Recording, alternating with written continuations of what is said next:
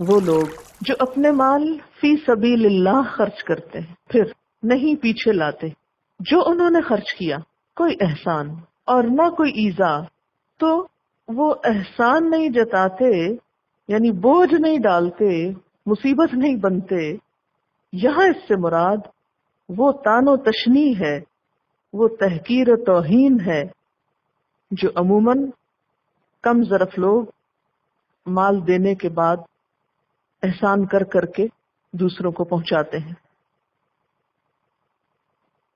تو جو لوگ اپنے مال اللہ کے راستے میں خرچ کرتے ہیں، پھر وہ خرچ کرنے کے بعد نہ ہی دوسروں پہ بوجھ بنتے ہیں، نہ احسان جتاتے ہیں، نہ کوئی تکلیف پہنچاتے ہیں۔ کیسی تکلیف؟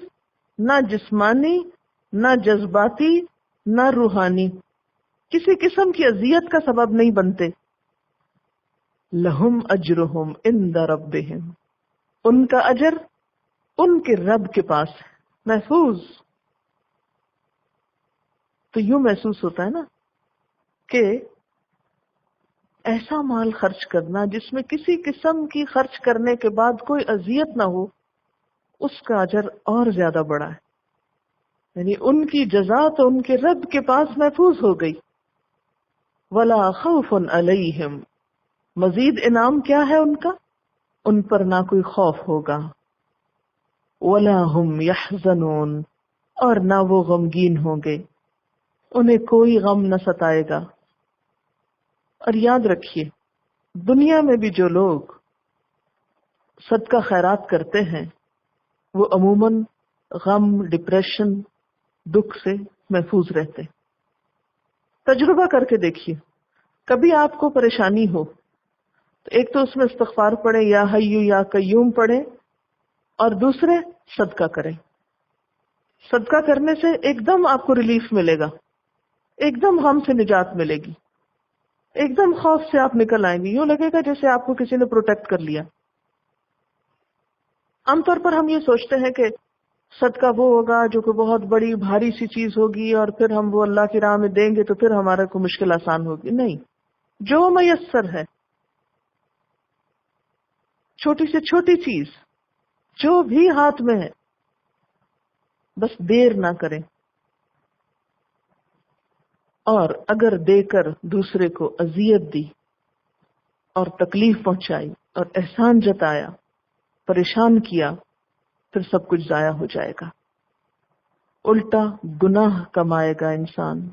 خرچ کرنے کے ثواب کی بجائے اور اس کے صدقہ جاریہ بننے کی بجائے کیا بن جائے گا؟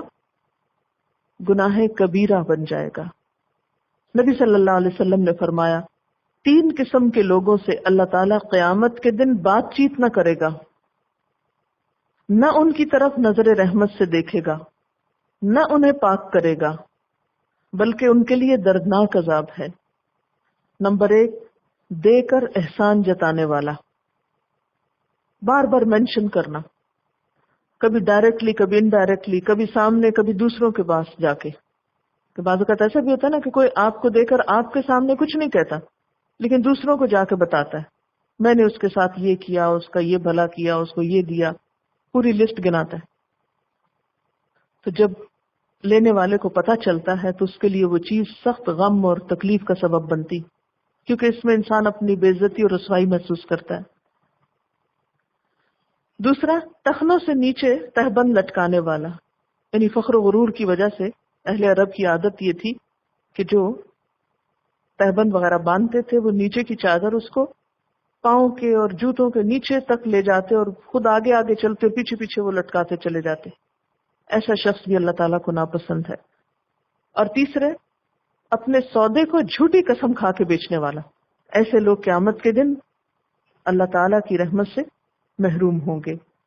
بھلی بات اور معاف کر دینا بہتر ہے اس صدقے سے پیچھے آتی ہے اس کے اذیت، تکلیف۔ اگر کوئی شخص مال خرچ کر کے اپنی زبان سنبھال نہیں سکتا، احسان جتانے سے باز نہیں رہ سکتا، تو پھر اس کو کیا کرنا چاہیے؟ پہلے اپنے اخلاق کی درستگی کی طرف توجہ کرنی چاہیے۔ ایسے میں وہ دوسرے کے ساتھ نرمی سے بات کرنا سیکھے، بھلی بات کرے، کسی کی بھلائی کی، کسی کو اچھا مشورہ دے، نرمی سے بات کرے، کیونکہ نبی صلی اللہ علیہ وسلم نے فرمایا الکلمۃ الطیبۃ صدقہ، طیب بات، پاکیزہ بات، اچھی بات، عمدہ بات کیا ہے؟ صدقہ ہے۔ نبی صلی اللہ علیہ وسلم نے یہ بھی فرمایا لا تحتقرن من المعروف شیئا ولو ان تلقى اخاک بوجہ طلق، تم نیکی کی کسی بھی چیز کو حقیر نہ سمجھو، ہرگز چھوٹا نہ جانو، خواہ وہ تمہارا اپنے بھائی کے ساتھ مسکرا کر ملاقات کرنا ہی کیوں نہ ہو۔ کیونکہ یہ چیز بھی بہت ناپید ہو گئی ہے نا، ہم کسی سے ملتے ہیں تو تانے دے کر، اذیت دے کر۔ ایک مسلمان دوسرے مسلمان سے آخر کیوں ملتا ہے؟ خوشی کے لیے، خصوصاً جہاں آپ کی کوئی رشتہ داری نہ ہو، جہاں آپ کا کوئی ایسا تعلق نہ ہو، وہاں اگر آپ کسی سے ملنے کو جاتے ہیں تو سوائے اس کو خوش کرنے کے یا خود خوش ہونے کے یا خوشی لینے اور دینے کے اور تو کچھ نہیں بیچ میں ہوتا، نہ آپ کی کوئی تجارت ہے بیچ میں، نہ کوئی دنیا کے غرض ہے، نہ کوئی بزنس، نہ کچھ بھی نہیں۔ لیکن بہت سے لوگ ایسے مواقع کو بھی گنوا دیتے ہیں۔ تو کچھ بھی ہو، کوشش کیا کرنی چاہیے کہ اگر ہم کسی کے کام آ سکے ہیں تو خوشگواری سے کر دیں، اور اگر ہم نہیں آ سکے تو بھی خوشی سے معاف کر دیں۔ صدقہ کیا ہے؟ اچھی بات بھی صدقہ ہے، تو اچھی بات کو اچھے انداز میں کریں۔ تانا دیکھی کیوں کرتے ہیں؟ اچھی بات جتا کے کیوں کرتے ہیں کہ میں آپ کو اچھی بات بتا رہی ہوں؟ بھلے آپ بتائیں، آپ کو اپنا فائدہ ہے بتانے میں، ہم پہ احسان کیوں جتاتے ہیں؟ بعض لوگ کھری کھری باتیں سنانے کے شوق میں تانے دیتے رہتے ہیں، اذیت دیتے ہیں۔ تو بھلی بات کرنا، ایک عمدہ بات کرنا جس سے دوسرے کا دل خوش ہو جائے، اور اگر وہ کام نہیں آ سکا، آپ کی نہیں سن سکا، تو اس کو معاف کر دینا، درگزر کر لینا بہتر ہے اس صدقے سے، یعنی اس نیکی سے جو آپ اس کے ساتھ کرنے والے ہیں، جس کے پیچھے اذیت دی جا رہی ہے۔ وہ نیکی جس کے ساتھ اذیت ہو وہ نیکی نہیں ہے۔ آپ کسی کو اچھا مشورہ دے رہے ہیں یا مسئلہ کسی کا سلجھا رہے ہیں، ان سب چیزوں میں اس بات کا لحاظ رکھنا انتہائی ضروری ہے کہ ہمارے کہنے کا انداز کیا ہے، ہمارے بتانے کا انداز کیا ہے۔ ہاں، آپ سونے میں تولی ہوئی بات کسی کو بتا رہے ہوں، لیکن اذیت دے دے کے بتا رہے ہوں، کوئی کب تک سہے گا؟ دوسرا بھی انسان ہے۔ پھر آپ دیکھیے کہ یہاں ان لوگوں کے لیے بھی ایک راستہ رکھا گیا جن کے پاس مال نہیں۔ کچھ لوگ مال نہیں رکھتے، پھر وہ حسرت کرتے ہیں کہ کوئی صدقہ ہم بھی کر پاتے۔ ایسے لوگ اگر پیسہ نہیں ہے تو وہ اچھی باتوں کا ہی صدقہ کر دیا کریں، نیکی کی بات، اور دوسروں کے قصور اور تکلیفوں کو معاف کر دینا اس صدقے سے بہتر ہے جس کے پیچھے اذیت آتی ہو۔ بعض اوقات ایسا بھی ہوتا ہے کہ جو سوالی ہوتا ہے، مثلاً آپ سے کوئی کچھ لینے آیا ہے، وہ آپ کو اریٹیٹ کرتے ہیں، آپ کے پاس اس وقت ہوتا نہیں، آپ شرمندہ ہوتے ہیں، بعض اوقات اتنا نہیں ہوتا کہ آپ دوسرے کو دے سکیں۔ تو ایسے میں اس سوالی کو جو پریشان کر رہا ہو اور آپ اس کو یہ کہنا چاہتے ہو معاف کر بابا، وضع کرتے ہیں معاف کر، تو اس معاف کرنے میں بھی نرمی ہونی چاہیے، یہ کہنے میں بھی کہ معاف کرو، اس میں روڈنس نہیں ہونی چاہیے۔ یعنی سوالی کا بے ڈھنگا سوال اور سوالی کا چمٹ چمٹ کے مانگنا اور پیچھے پڑ جانا، ان چیزوں کو بھی خوش دلی سے گوارا کر لینا چاہیے۔ بعض اوقات آپ نے دیکھا ہوگا کہ آپ کسی فقیر کو کچھ دیتے ہیں تو اس کے بعد وہ آپ کو 10 سنا کے جاتا ہے، بعض اوقات لیتا ہی نہیں، یہ اپنے پاس ہی رکھو، تو اس وقت پھر آپ اس کو جلی کٹی سناتے ہیں۔ ایسے میں کیا کرنا چاہیے؟ معاف کر دینا چاہیے۔ تو قول معروف اس وقت بھی جب آپ کسی کی کوئی مدد کر رہے ہو، کوئی خدمت کر رہے ہو، اور اس وقت بھی جب آپ کے پاس مال نہ ہو اور آپ صرف اچھی بات کے ساتھ صدقہ کرنا چاہتے ہو۔ ویسے تو صدقہ دینا ہر انسان کے لیے ضروری ہے۔ نبی صلی اللہ علیہ وسلم نے فرمایا ہر مسلمان کے لیے صدقہ دینا ضروری ہے۔ صحابہ نے عرض کیا یا رسول اللہ صلی اللہ علیہ وسلم، جس کے پاس مال نہ ہو، یعنی جس کے پاس مال نہ ہو وہ کیا کرے، وہ کیسے صدقہ دے؟ آپ نے فرمایا وہ ہاتھ سے محنت کرے، خود بھی فائدہ اٹھائے اور خیرات بھی کرے۔